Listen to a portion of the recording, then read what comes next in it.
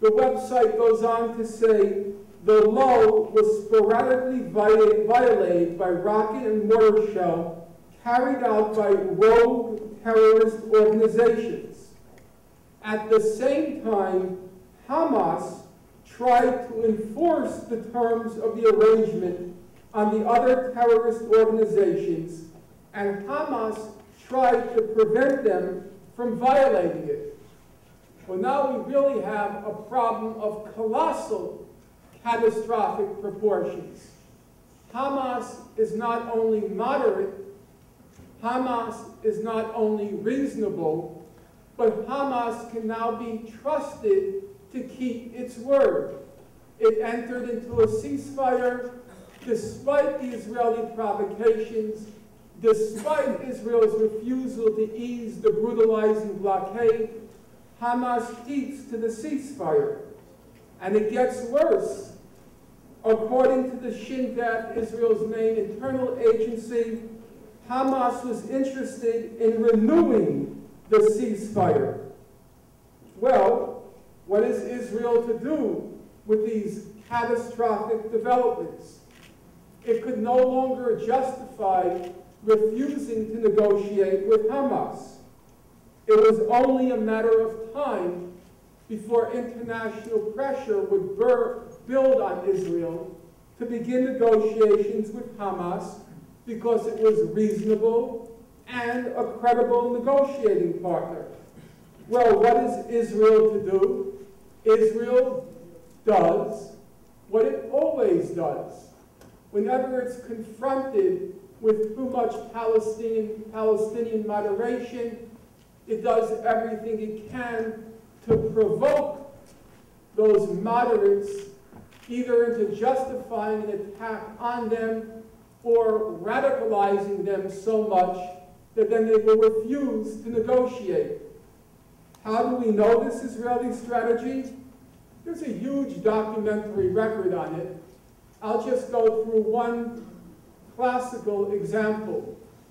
In the 1970s, the Palestine Liberation Organization, the PLO, began also to signal that it favored a two-state settlement of the Israel-Palestine conflict. In addition, the PLO, which was then headquartered in South Lebanon, the PLO entered into a ceasefire with Israel. Israel had been provoking the Palestinians in South Lebanon.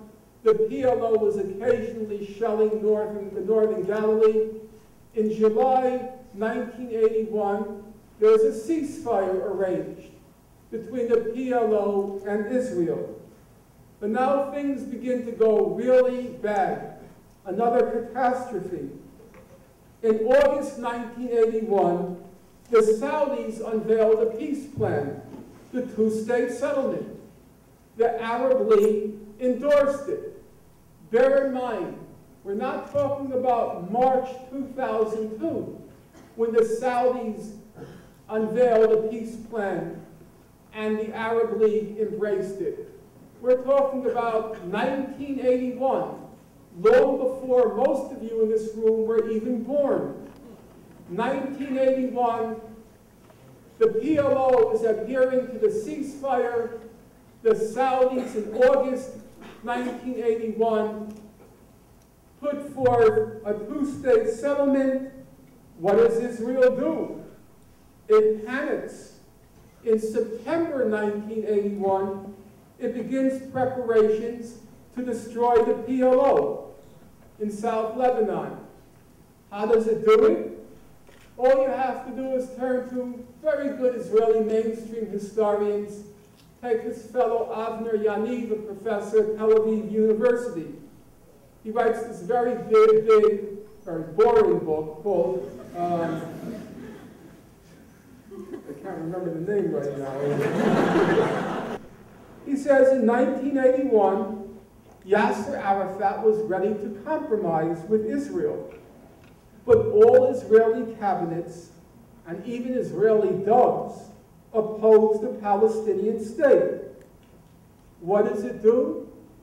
What does Israel do? It conducts punitive military raids, deliberately out of proportion against Palestinian and Lebanese civilians. Why? To weaken PLO moderates, strengthen the radicals, and guarantee that the PLO will not negotiate. But in the end, the PLO kept saying, we will negotiate. So what did Israel do? Well, Mr. Yaniv writes, they had a choice. The choice was a political move leading to a historic compromise with the PLO, or preemptive military action against it. And he says, and it's a good phrase, one you should try to remember, he says, to beat back the Palestinian peace offensive, Israel decided to attack. But it had a problem. What was the problem?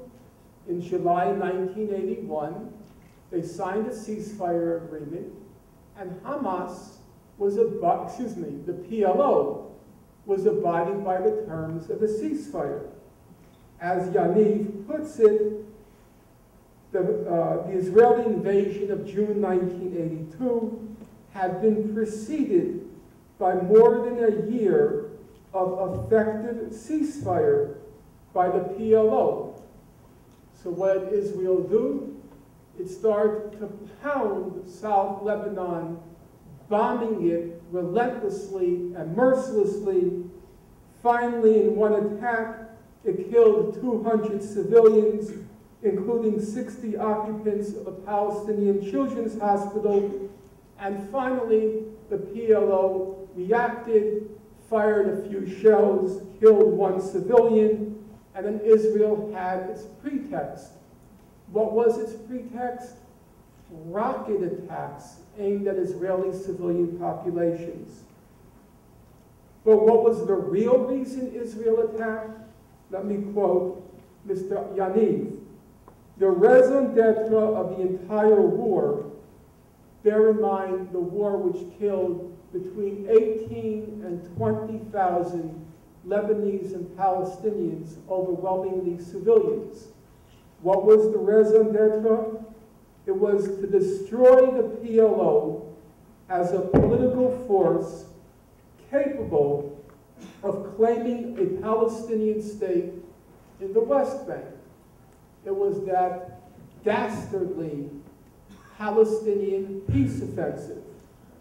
Well, now let's turn to 2008. In December 2008, Israel's foreign minister, Tzipi Livni, she said Israel wants a temporary truce with Hamas, but an extended truce would harm Israel's strategic goals, empower Hamas, and give the impression that Israel recognizes the movement. What does that mean in simple English? A protracted ceasefire that enhanced Hamas's credibility would have undermined Israel's strategic goal of retaining control of the West Bank.